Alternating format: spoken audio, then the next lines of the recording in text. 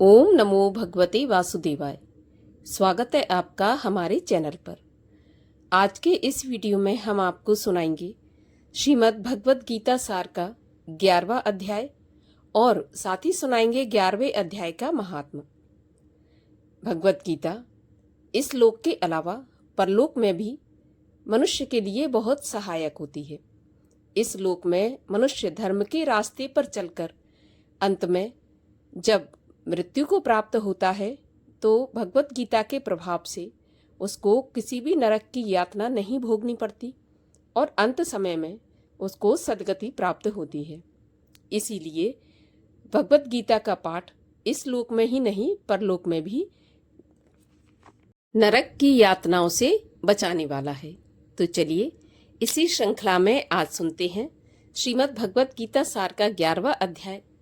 और अगले अध्यायों की कथा सुनने के लिए चैनल को सब्सक्राइब अवश्य कर लीजिए और आज की कथा अच्छी लगे तो लाइक करके शेयर कर दीजिए, साथ ही कमेंट में अपने विचार अवश्य लिखिए। तो चलिए शुरू करते हैं श्रीमद् भगवत गीता सार का 11वां अध्याय। अर्जुन ने कहा, हे भगवान, मुझ पर कृपा करके अत्यंत गुप्त आध्यात्म विषय वचन जो आपने कहे उनसे मेरा मोह दूर हो गया।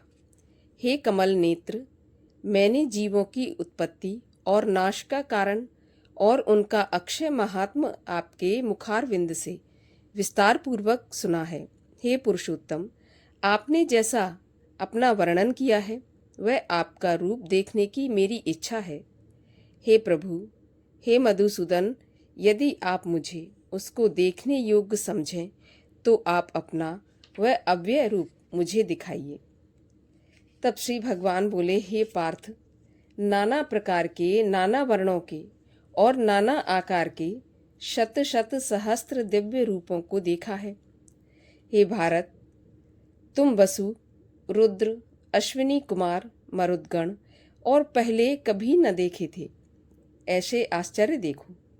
हे गुणाकेश, चराचर सहित ये जगत देखो तथा और जो कुछ देखना चाहते हो यहाँ मेरी देह में ही देख लो, परंतु इन नेत्रों से तुम मुझे नहीं देख पाओगे, इसलिए मैं तुमको दिव्य नेत्र प्रदान करता हूँ।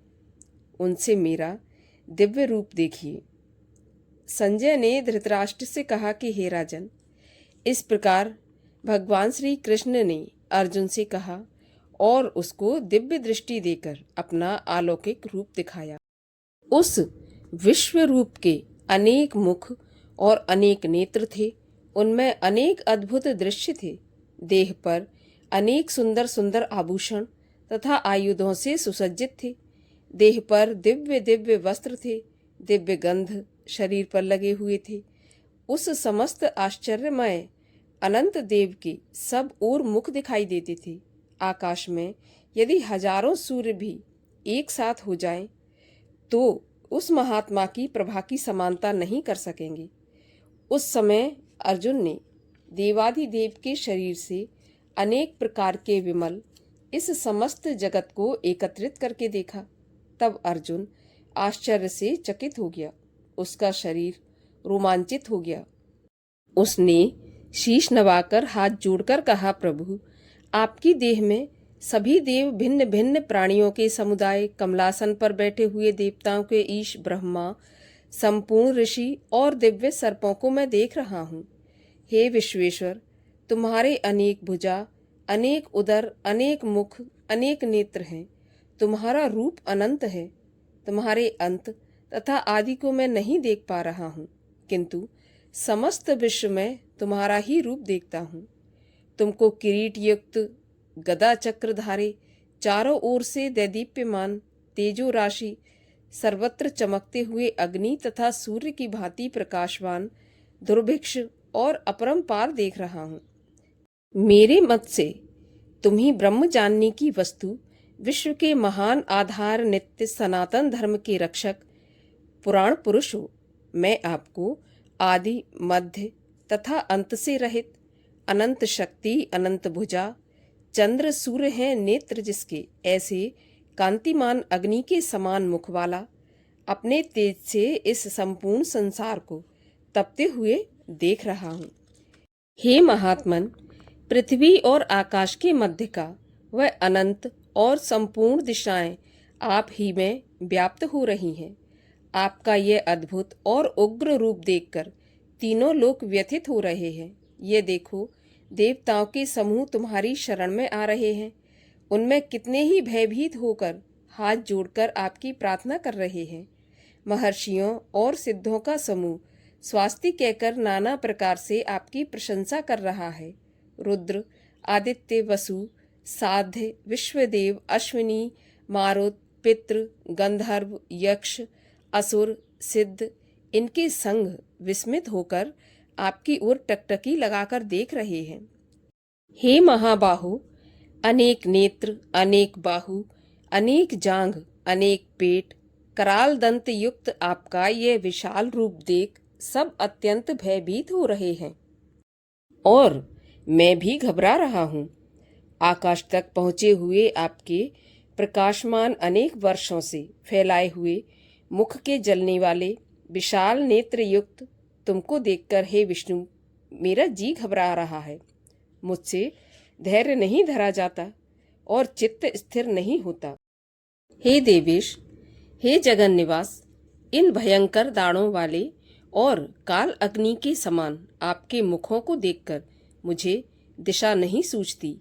मैं शांति नहीं पाता, अतएव मुझ पर दया करो। धृतराष्ट्र के दुर्योधन आदि पुत्र अपने साथ अनेक राजाओं सहित और भीष्म, द्रोण और कर्ण तथा हमारी ओर से मुख्य मुख्य योद्धा बड़ी बड़ी दाढ़ों से युक्त विकराल आपके मुख में शीघ्रता से प्रवेश कर रहे हैं और उनमें कितने लोग आपके दांतों में दबकर ऐसे दिखाई देते हैं मानो उनका शरीर चूर्ण हो गया हो। जैसे नदियों की अनेक जलधाराएं जब समुद्र की ओर बहती हैं, वैसे ही ये मनुष्य लोक के वीर आपके प्रज्वलित मुखों में प्रवेश कर रहे हैं। जैसे अग्नि में पतंगे गिरते हैं, ये सब लोग भी अपने विनाश के लिए आपके मुख में बड़ी तेजी से प्रवेश कर रहे हैं। हे विष्णु, जलते हुए मुखों के चारों ओर से सब वीरों को निगलकर आप जीभ से चाट रहे हैं। आपकी तीक्ष्ण प्रभाएं समस्त संसार को तेज से व्याप्त कर तृप्त कर रही हैं। ये भयानक रूपधारी कौन है, यह मुझसे कहो। हे देववर, आपको नमस्कार है। मुझ पर आप प्रसन्न हो। हे जगतकर्ता, आदि पुरुष, आपको जानने की मेरी इच्छा है, क्योंकि आपकी यह प्रवृत्ति मेरी समझ में नहीं आ रही।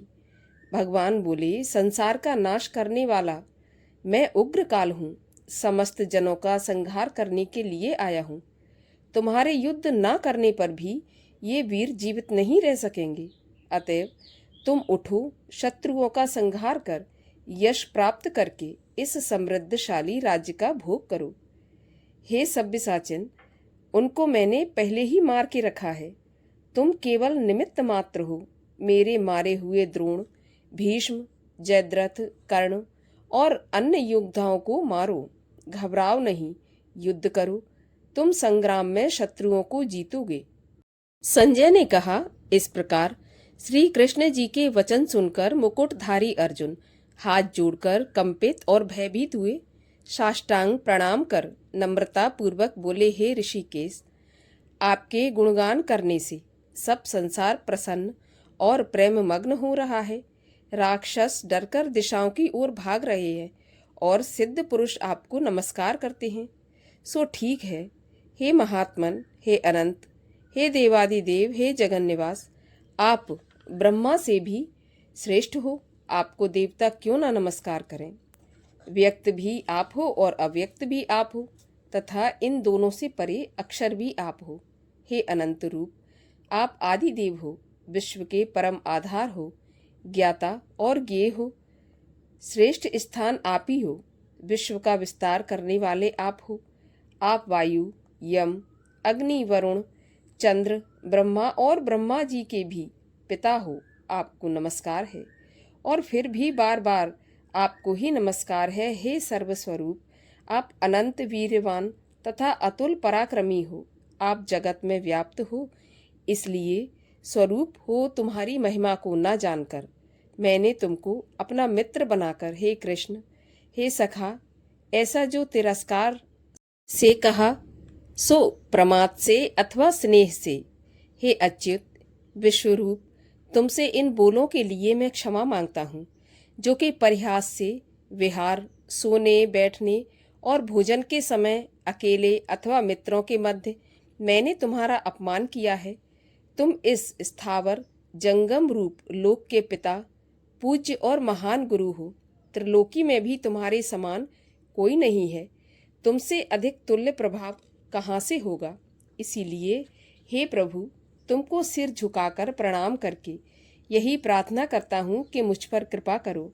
हे देव, जैसे पिता पुत्र के, मित्र मित्र के और प्रिय प्रिय के अपराधों को क्षमा करता है, वैसे ही तुम मेरे अपराध को क्षमा करो।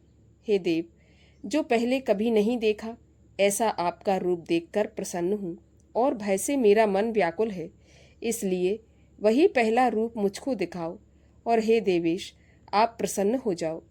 हे सहस्त्र बाहु, हे दिव्य मूर्ति, मैं फिर आपको वही किरीट, गदा, हाथ में चक्र धारण किए हुए देखना चाहता हूँ।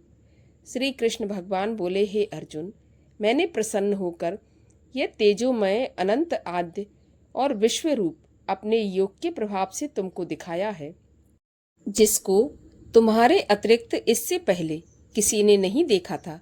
हे पांडवों में श्रेष्ठ, मनुष्य लोक में तुम्हारे सिवाय कोई वेदों के अध्ययन, दान, अग्निहोत्र आदि और घोर तपों को करके भी यह रूप धारण किए हुए मुझको नहीं देख सकता।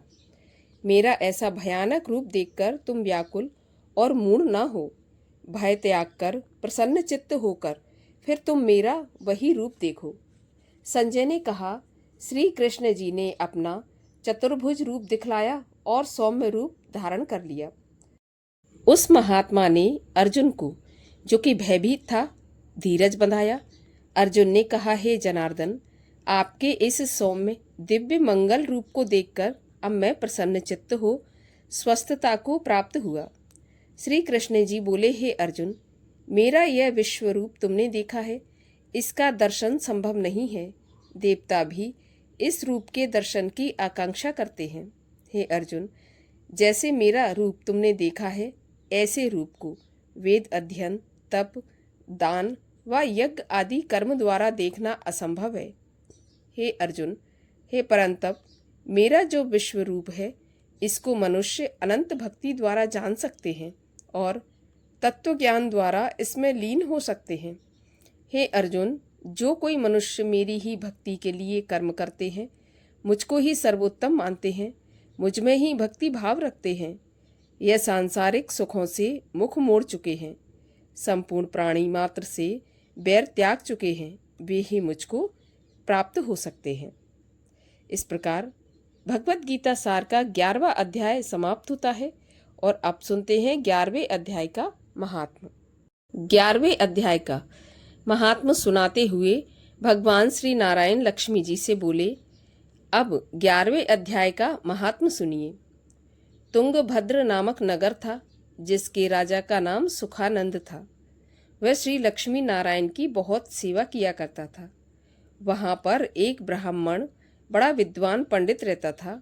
वह ब्राह्मण नित्य गीता जी के 11वें अध्याय का पाठ किया करता था और राजा भी वहाँ नित्य लक्ष्मी नारायण की सेवा करता था और पाठ भी नित्य सुनता था।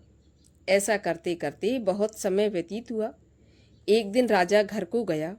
उस दिन अतीत देशांतर फिरते फिरते नगर में आए। अतीतों ने राजा से कोई जगह मांगी तो राजा ने बड़ी हवेली खुलवा दी, जहाँ अतीत पधारे। राजा ने सीधा दिया। रसोई करके अतीत बड़े प्रसन्न हुए और अमृत लेके राजा उनके दर्शन को गया। राजा का बेटा भी राजा के साथ था। कई नौकर चाकर भी साथ थे। राजा उस हवेली में आया और जो महंत थे उसके साथ बातचीत करने लगा और राजा का पुत्र खेलने लगा। वहाँ एक प्रेत रहता था। उस प्रेत ने राजा के पुत्र को मारा तो नौकर चाकरों ने राजा को खबर दी।